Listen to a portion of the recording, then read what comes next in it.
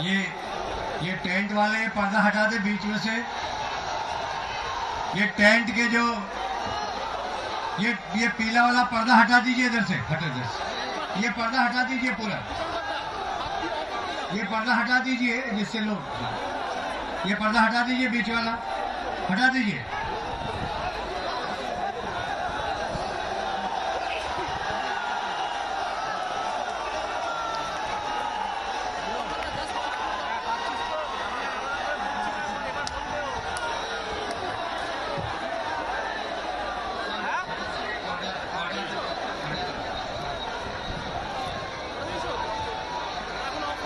এই যে পর্দাটা আছে, পর্দাটা খুলে ফেলুন, পর্দাটা খুলে ফেলুন।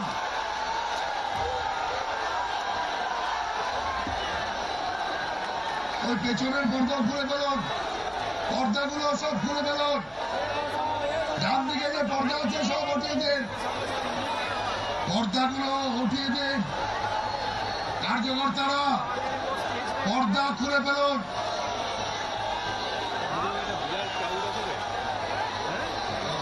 পর্দা হটিয়ে দিন।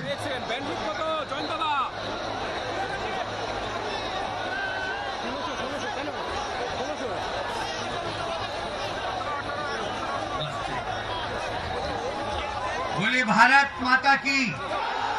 ऐसे जी नहीं यार, हनुमान जी की मुट्ठी बांध के बोलिए ऐसे। ये क्षेत्र बहुत असामाजिक तत्वों का है, यहाँ पर जरा बिना मुट्ठी के काम नहीं चलेगा, नहीं चलेगा ना। बोले भारत माता की, भारत माता की। आइए तुषार साहब।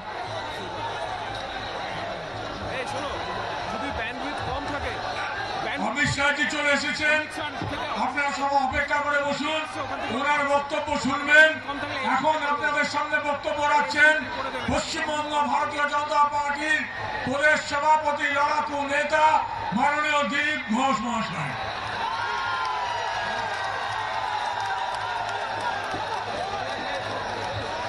भारत माता की, वंदे मातरम। बीजेपी जिंदाबाद, नरेंद्र मोदी जिंदाबाद, অমিত ভাই শাহ জিন্দাবাদ। বন্ধুগণ, অনেকক্ষণ আমরা বসে আছি, দেরি হয়েছে, মাননীয় সভাপতির ভাষণ আমরা শুনবো। সেই জন্য আজকে কাঁথির যে ঐতিহাসিক সভা, এই সভাতে যারা এসছেন তাদেরকে প্রথম আমি ধন্যবাদ দিচ্ছি। আমি কিছু বলবো না, এরপরে অনেক সভা হবে নির্বাচনকে কেন্দ্র করে, কিন্তু এই কাঁথিতে যে অধিকারী ব্রাদার্স এন্ড সন্স কোম্পানির যে জমিদারি চলছে ওটা তুলে ফেলতে হবে। আমাদের গাড়ি বন্ধ করা হয়েছে, আমাদের জায়গা দেওয়া হয়নি, হেলিকপ্টার নামতে দেওয়া হচ্ছে না। আজকে কাঁথির সব হোটেল বন্ধ করা হয়েছে যাতে আপনারা খেতে না পান। তাই এর উপযুক্ত উত্তর 19-এর নির্বাচনে দিতে হবে। পূর্ব মেদিনীপুরে দুটো লোকসভা, কাঁথি আর তমলুক, দুটো পদ্ম ফুল মাননীয় অমিত শাহের হাতে তুলে দিতে হবে। দেবেন তো? আমি এই কথাটা মনে করে দিয়েছি। মাননীয় সভাপতি উপস্থিত আছেন, সন্ধ্যা হওয়ার আগে ওনাকে কলকাতায় ফিরতে হবে। সেই জন্য আমি সবার তরফ থেকে আরেকবার আপনাদের অভিনন্দন জানিয়ে আমার বক্তব্য শেষ করছি। ভারত মাতা কি। এখন আমাদের কেন্দ্রীয় সভাপতি মাননীয় অমিত শাহজিকে শীত বস্ত্র দিয়ে সম্বর্ধনা জানাচ্ছেন আমার রাজ্য সভাপতি এবং এমএলএ মাননীয় দিলীপ ঘোষ মহাশয়।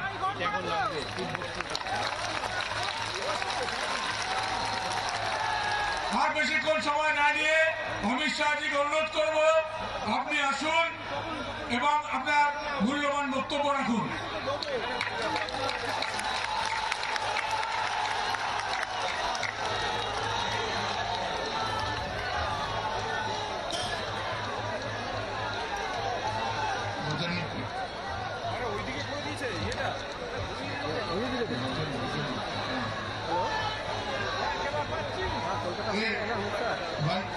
वो सीआरपीएफ साइड में हो गया।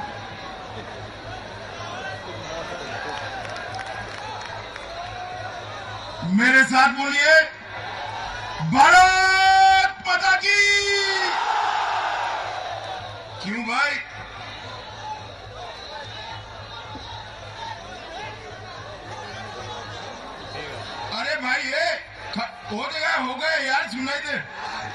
मेरी आवाज बड़ी है, पहुंच जाएगी, चिंता मत करो।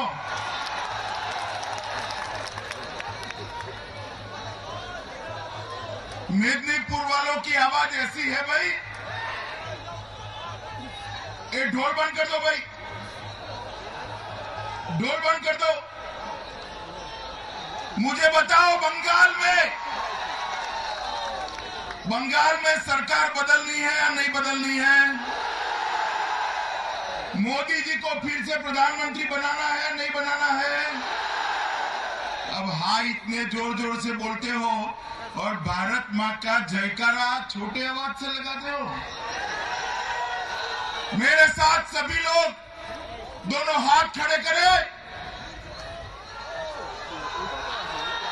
बंगाल में परिवर्तन की मुट्ठी बींचिए, संकल्प लीजिए और प्रचंड आवाज से बोलिए, भारत माता की, भारत माता की, भारत माता की। मंच पर उपस्थित बंगाल प्रदेश भारतीय जनता पार्टी के यशस्वी अध्यक्ष भाई दिलीप घोष जी, पार्टी के राष्ट्रीय महामंत्री और बंगाल के प्रभारी कैलाश विजयवर्गीय जी, हमारे राष्ट्रीय सचिव और बंगाल भाजपा के दिग्गज नेता श्री राहुल सिन्हा जी, तपन जी, जिनके नेतृत्व के अंदर बंगाल में लोकसभा चुनाव का प्रबंधन चल रहा है, ऐसे प्रबंधन कमेटी के अध्यक्ष मुकुल रॉय जी, तुषार मुखर्जी जी, महिला मोर्चा की पूर्व अध्यक्षा लोकेट चैटर्जी जी, हमारे सह प्रभारी अरविंद मेनन जी, सुब्रतो चट्टोपाध्याय जी, तुषारकांत घोष जी, हमारे पूर्व विधायक और बंगाल के नेता भाई समीक भट्टाचार्य जी, और आज मैदान को छोटा करने वाली बड़ी संख्या में आए हुए कांथी और कोंटाई के मेरे प्यारे भाइयों और बहनों, आप सबको मेरा नमस्कार। मित्रों, मीडिया इस ओर खड़ा है और मैं इस ओर देखकर बोल रहा हूं, क्योंकि जनता इस ओर खड़ी है। बंगाल की जनता का ये मिजाज है।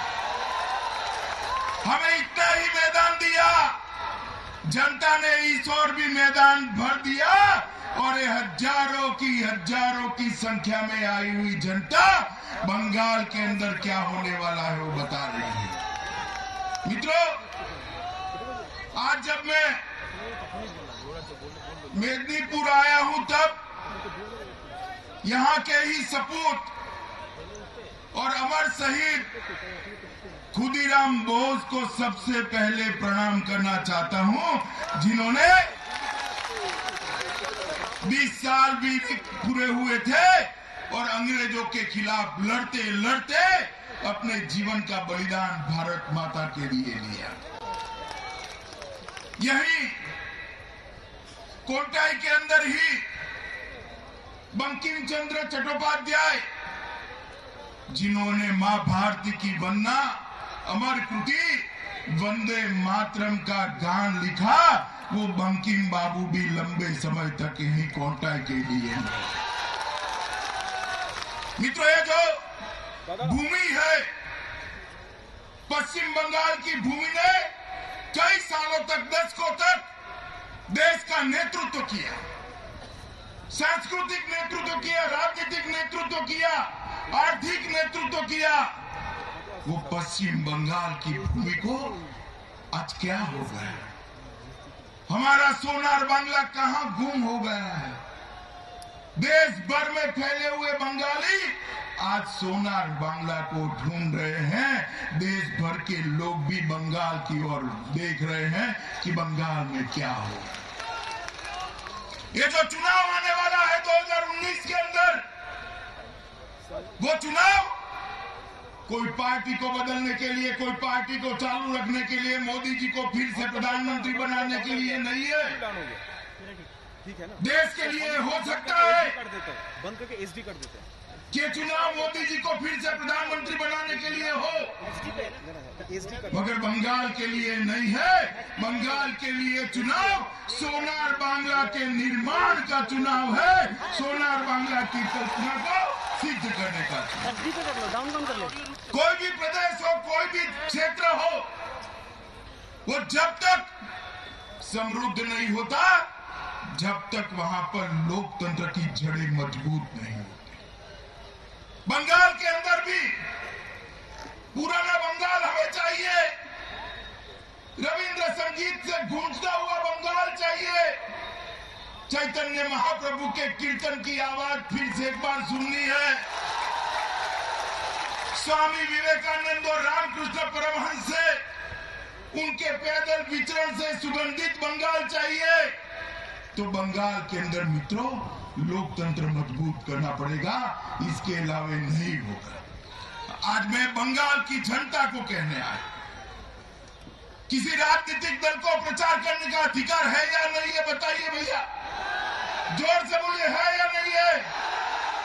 भारतीय जनता पार्टी के कार्यकर्ता 5 रथ लेकर पूरे बंगाल के गांव-गांव में जाना चाहते थे, आपके पास आना चाहते थे।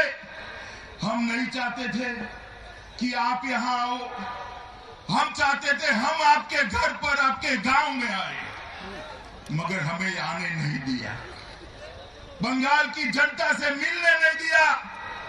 ये हमारा लोकतांत्रिक अधिकार है।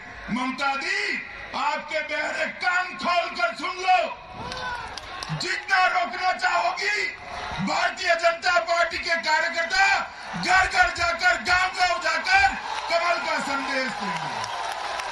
आप हमें रोक नहीं सकती हो। ये देश में लोकतंत्र है। और आप ये भी सुन लो, मुझे बताया गया यहां के एडीएम ने कोई बसें रोकी नहीं, कल आधी रात को उसका ट्रांसफर कर दिया। अरे एडीएम पर क्यों गुस्सा निकाल रही हो ममता जी? गुस्सा निकालना तो हम यहाँ खड़े हैं, सीना चौड़ा कर कर खड़े, हम नहीं डरते हैं। भारतीय जनता पार्टी के कार्यकर्ता आप जितनी ट्रांसफर करनी है इतनी कर लो। बंगाल की जनता तक जाकर बंगाल में लोकतंत्र की पुनर्स्थापना करेंगे, करेंगे और करेंगे। आप रोक नहीं सकते। और अगर आप एडिशनल डीएम पुलिस वालों का ट्रांसफर करना चाहती हो, तो एक दिन ऐसा आएगा, हर जगह ऐसी भीड़ होने वाली है। सुन लो ममता दीदी, एक दिन ऐसा आएगा कि बंगाल में कोई डिस्ट्रिक्ट मैजिस्ट्रेट ही नहीं रहेगा। सबका ट्रांसफर करोगी क्या? आप नहीं कर सकते। बंगाल की जनता अब परिवर्तन चाहती है। भारतीय जनता पार्टी के 65 से ज्यादा कार्यकर्ता मार दिए गए। मैं पूछना चाहता हूं बंगाल की जनता को, पश्चिम बंगाल की जनता को, भारतीय जनता पार्टी के कार्यकर्ताओं की हत्या क्यों होती? क्या गुनाह है उनका? उनका गुनाह इतना ही है कि ममता दी की सिंडिकेट का हम विरोध करते हैं, उनके भ्रष्टाचार का हम विरोध करते हैं, उनके परिवारवाद का हम विरोध करते हैं, उनके लोगों के द्वारा किए गए बम धमाकों का हम विरोध करते हैं, इनके द्वारा फैलाई गई अराजकता का हम विरोध करते हैं। इसलिए हमारे कार्यकर्ताओं को मार दिया। और कितने दिन करोगे? परमिशन नहीं देना, यात्रा ना निकलना, हेलीकॉप्टर उतरने नहीं देना, कार्यकर्ताओं की हत्या कर देना। ममता दी, मेरी बात ढंग से सुनकर रखना। मई के अंत में लोकसभा का काउंटिंग होगा, सुबह 9 बजे काउंटिंग शुरू होगा। 10 बजे तक पहला राउंड, 11 बजे तक तीसरा राउंड, 12 बजे तक पांचवा राउंड, 1 बजे काउंटिंग खलास और ये 2 बजे ममता बनर्जी की सरकार संभाल। ये बंगाल, ये पश्चिम बंगाल इस बार नरेंद्र मोदी के साथ जाने का फैसला कर बैठा है। मैं जहां ही जाता हूं हजारों लाखों की भीड़ दिखाई देती है। मित्रों, भारतीय जनता पार्टी हम सोनार बांग्ला की कल्पना लेकर निकले। ये बंगाल जो आजादी के वक्त देश के विकास में बड़ा योगदान करता था, आज वो बंगाल को कहां पहुंचा दिया। हर पांचवा व्यक्ति गरीबी रेखा के नीचे जी रहा है, उसके पास खाना नहीं है। ये हालत आपके बंगाल में, आपने बंगाल की कर दी। देश के जीडीपी में, देश के विकास की सूची में 29 राज्यों में 70वें स्थान पर आपने बंगाल को पहुंचा दिया, जो दूसरे 30वें स्थान पर है। मित्रों, पूरे देश में जो बिजली की खपत होती है, इसकी एवरेज जो होती है, इससे 30% कम बिजली बंगाल में खर्च होती है, क्योंकि यहां उद्योग धंधे ही नहीं बचे हैं। इन्होंने कहा था 2011 के घोषणा पत्र के अंदर 55,000 बंद फैक्ट्रियों को हम चालू करेंगे और बंगाल के युवाओं को रोजगारी देंगे। मैं पूछना चाहता हूं ममता दीदी, कल बंगाल की जनता को बताइए, आपने 55,000 फैक्ट्रियों में से कितनी चालू करी? फैक्ट्री एक भी चालू नहीं करी। बम बनाने की फैक्ट्री हर जिले में आपने चालू करी। 55,000 कारखाने बंद पड़े हैं। और मित्रों, सबसे ज्यादा मैनवर अगर कहीं व्यतीत हुए हैं, बेकार हुए हैं, तो मेरे सोनार बांग्ला में हुए। बंगाल इस तरह से विकसित हो सकता है क्या? बताओ भैया, बताओ, हो सकता है? ममता दी के शासन में बंगाल आगे बढ़ सकता है क्या? जोर से बोलो, बढ़ सकता है? मैं बंगाल की जनता को कहने आया हूं, एक लंबे समय तक आपने कांग्रेस को शासन करने का मौका दिया या नहीं दिया? जोर से बोलो, दिया या नहीं दिया? एक लंबे समय तक 25 साल से ज्यादा कम्युनिस्टों को मौका दिया या नहीं दिया? अब ममता दी को भी मौका दिया या नहीं दिया? जोर से बोलो, दिया या नहीं दिया? किसी ने बंगाल का भला किया है क्या? किया है क्या? कांग्रेस ने किया है? कम्युनिस्टों ने किया है? ममता दी ने किया है क्या? तो मित्रों, एक मौका भारतीय जनता पार्टी को दे दो। मैं आपको कहना आया हूं, मोदी जी के नेतृत्व में हम सोनार बांग्ला का निर्माण फिर से एक बार करेंगे। सोनार बांग्ला, ये कांग्रेस, कम्युनिस्ट, ममता दीदी बंगाल का भला नहीं कर सकती है। तृणमूल कांग्रेस और कांग्रेस एक ही सिक्के के चट्टे पट्टे हैं, एक ही सिक्के के चट्टे। कैसी स्थिति? कांग्रेस थी तब गरीबी की शुरुआत हुई, कम्युनिस्ट आए, हिंसा चालू रही। ममता दी ने गरीबी और हिंसा दोनों तो चालू ही रखे, साथ में सिंडिकेट भी चालू कर दी, और ये आज तीनों की चक्की में बंगाल फीस रहा है। मित्रों, चीट फंड, आप लोगों को शायद ममता जी का एक गुण मालूम नहीं है। मैं बताऊं, ये बहुत अच्छा पेंटिंग करती है। मालूम है आपको? भाई, महंगे से महंगा पेंटर होगा तो उसकी पेंटिंग कितने रुपए में बिकेगी बताओगे? 25,000, 50,000, लाख, 10 लाख, 50 लाख, बस। ठीक है ना? अभी ममता दी की पेंटिंग चिट फंड वाले करोड़ों में खरीदते हैं। अब सैया भय कोटवाल तो डर का है का? पेंटिंग खरीदने वाला, मित्रों, पेंटिंग खरीदने वाला अगर मुख्यमंत्री बन जाए तो चिटफंड वाले पकड़े जाएंगे क्या? जरा जोर से बोलो, पकड़े जाएंगे? मित्रों, 25 लाख से ज्यादा बंगाल के लोगों की ठाड़ी कमाई, पसीने की झाड़े पसीने की कमाई एक चिट फंड वाले चाव कर रहे हैं। इसकी अगर परिवारों की लाइन लगाए तो यहां से कलकत्ते तक लंबी लाइन हो, इतने लोगों का पैसा। मैं आपको कहने आया हूं, एक बार परिवर्तन करिए, ममता को उखाड़ कर फेंक दीजिए, कमल की सरकार बनाइए। एक चिट फंड वाले जो पैसा खा गए हैं, आना पाई का पैसा उल्टी कराकर आपके पास वापिस दिलाने का काम ये भारतीय जनता पार्टी की सरकार।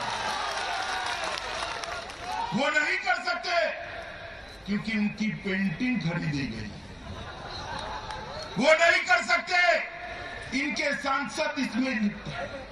हमारे मन में कोई खोट नहीं है, एक एक को ढूंढ ढूंढ कर हम सीधा करने का काम करेंगे। ये बांग्लादेश की सरहद पर हर रोज गौ तस्करी होती। आप मानते हो कि गौ तस्करी रुकनी चाहिए या नहीं रुकनी चाहिए? जरा जोर से बोलो, रुकनी चाहिए या नहीं रुकनी चाहिए? ये जो माफिया गौ तस्करी कराते हैं, किस पार्टी में है बताओ भाई? जोर से बोलो, किस पार्टी में है? जोर से बोलो, किस पार्टी में है? वो रोक सकते हैं गौ तस्करी? वो रोक सकते हैं? मित्रों, वो घुसपैठ रोक सकते हैं क्या? घुसपैठ रोक सकते हैं? घुसपैठिए उनकी वोट बैंक है, वो नहीं रोक सकते। मैं आपको गारंटी देने आया हूं, भाजपा को जिता दो। घुसपैठिए तो क्या, परिंदा भी पैर मारकर यहां नहीं आ सकेगा। एक एक घुसपैठिए को निकालने का काम करें। अगर घुसपैठियों से मुक्त अगर बंगाल बनाना है तो ममता दीदी कांग्रेस और कम्युनिस्ट नहीं बना सकते। उनको घुसपैठियों के वोट चाहिए। घुसपैठियों से मुक्त अगर बंगाल बनाना है तो केवल और केवल नरेंद्र मोदी और भारतीय जनता पार्टी बना सकते हैं और कोई नहीं बना सकता। मित्रों, दिन कैसे आए? हमारा ही देश है, हमारा ही बंगाल है। सरस्वती पूजा करने जाओ तो गुंडे हमला कर देंगे, दुर्गा पूजा करने जाओ तो गुंडे हमला कर देंगे। आप मुझे बताओ, बंगाल के अंदर सरस्वती पूजा और दुर्गा पूजा होनी चाहिए या नहीं होनी चाहिए? जोर से बोलो, होनी चाहिए या नहीं होनी चाहिए? मैं कहना चाहता हूं, अगर बंगाल के अंदर सरस्वती पूजा और दुर्गा पूजा नहीं हुई तो कहां, पाकिस्तान में जाकर करेंगे? यहीं पर होगी। और अब आप रोक नहीं सकते हो। मित्रों, मैं आपको कहने आया हूं, भारतीय जनता पार्टी के कार्यकर्ता ये सुनिश्चित करेंगे कि सरस्वती पूजा और दुर्गा विसर्जन बड़ी आन बान और शान के साथ पश्चिम बंगाल के अंदर हो। इस प्रकार का मोदी जी ढेर सारी योजनाएं भेजते, बंगाल के गरीब के लिए, बंगाल के किसान के लिए, बंगाल की बेटियों के लिए। ममता दी इसके नाम बदल देती। मोदी जी योजना भेजते हैं, बेटी बचाओ बेटी पढ़ाओ, वो कहते हैं कन्याश्री योजना। मोदी जी खाद्य सुरक्षा भेजते हैं, वो कहते हैं खाद्य साथी योजना। मोदी जी प्रधानमंत्री ग्राम सड़क योजना भेजते हैं, वो कहते हैं बांग्ला ग्राम सड़क योजना। हम स्वच्छ भारत भेजते हैं, वो निर्मल बांग्ला की बात करते हैं। हम प्रधानमंत्री आवास योजना देते हैं, वो बांग्ला गांव में आवास योजना बनाते हैं। अब देखिए भैया, चावल मोदी जी ने भेजा, टॉयलेट मोदी जी ने भेजा, रोड मोदी जी ने बनाया, स्वच्छ भारत के लिए काम मोदी जी ने किया, खाद्य सुरक्षा मोदी जी ने सुनिश्चित करी, और ममता दी तृणमूल का ठप्पा लगाती। वो समझती है कि जनता को कुछ मालूम नहीं है। पूरी जनता को मालूम है 2 रुपया किलो जो चावल आता है वो भारतीय जनता पार्टी की नरेंद्र मोदी सरकार है। ये गांव को जोड़ने वाले जो रोड बने हैं वो भारतीय जनता पार्टी की नरेंद्र मोदी सरकार बनाती है। मित्रों, मैं आपको बताना चाहता हूं, नरेंद्र मोदी जी आने के बाद इस देश की 6 करोड़ गरीब माताओं को गैस का चूल्हा देने का काम ये भारतीय जनता पार्टी की सरकार। अभी अभी एक आयुष्मान भारत योजना लेकर आए। मुझे बताओ भैया, गरीब का बाप, गरीब की माँ बीमार हो जाए तो उसको इलाज का अधिकार है या नहीं है? जरा जोर से बोलो, इसका भी इलाज होना चाहिए नहीं होना चाहिए? मोदी जी ने योजना बनाई 50 करोड़ गरीब और 10 करोड़ गरीब परिवारों के लिए 5 लाख तक की सब खर्चा नरेंद्र मोदी सरकार उठाएगी।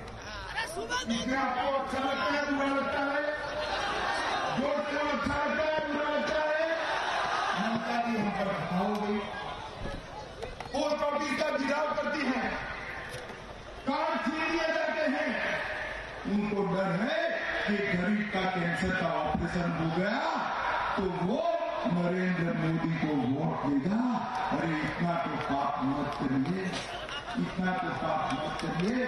किसी को कैंसर हो गया, दिल का दौरा पड़ गया, लकवा हो गया, किसी के घुटने बदलाने हैं, ये सारी चीजें बंगाल के लोगों का अधिकार है मित्रों, जो आपको नहीं मिलता है।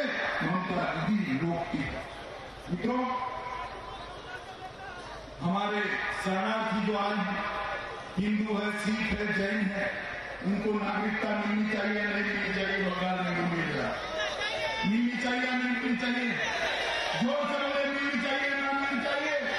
मोदी जी इनको नागरिकता देना चाहते हैं, सिटीजनशिप अमेंडमेंट बिल लेकर आए हैं।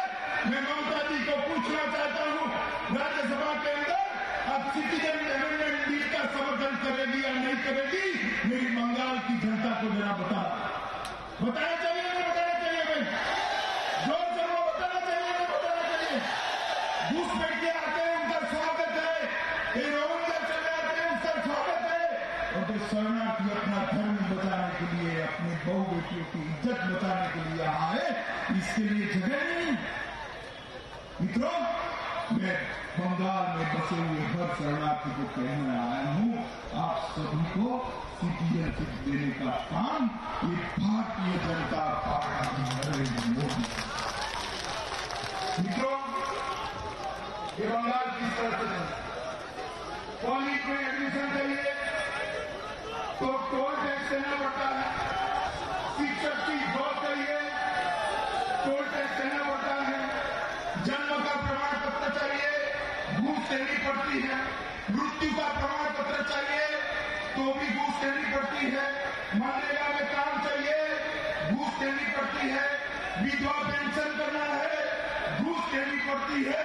मित्रों, ये सारी चीजों को अगर बंद करना है तो भारतीय जनता पार्टी की सरकार बनानी है। मित्रों, अभी राहुल बाबा भी यहाँ घूमते हैं, मैं आपको बताने आया 10 साल तक यूपीए की सरकार थी, सोनिया मनमोहन की सरकार थी, उस वक्त सरकार में 2G थे, राहुल गांधी और सोनिया गांधी। कितने जी थे भाई? जरा जोर से बोलो। अब 2G थे तो भी 12 लाख करोड़ के घपले घोटाले भ्रष्टाचार किया। कितना करोड़ का किया? अगर अब तीसरा जी आ जाएगा तो कितना करोड़ का होगा?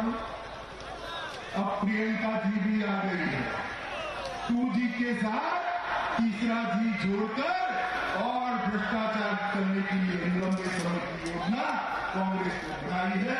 तो कांग्रेस और तृणमूल दोनों एक ही खेल के चक्के करते हैं। कांग्रेस को भी अरे यार सब होगी, चिंता मत करो, सबके सब होंगे। कांग्रेस में भी परिवारवाद है, कांग्रेस में भी कांग्रेस के बाद राहुल जी है, नेहरू जी के बाद इंदिरा गांधी के बाद संजय गांधी के बाद राजीव गांधी के बाद सोनिया गांधी के बाद यहाँ पर भी ममता जी के बाद उनका भतीजा तैयार बैठा है। भैया आप सहमत हो इससे? सहमत हो? ये परिवारवाद देश का भला नहीं। ये लोग कहते हैं कि देश को एक मजबूत सरकार चाहिए, मजबूत। भारतीय जनता पार्टी कहती है देश को मजबूत नहीं, मजबूत सरकार चाहिए, मजबूत।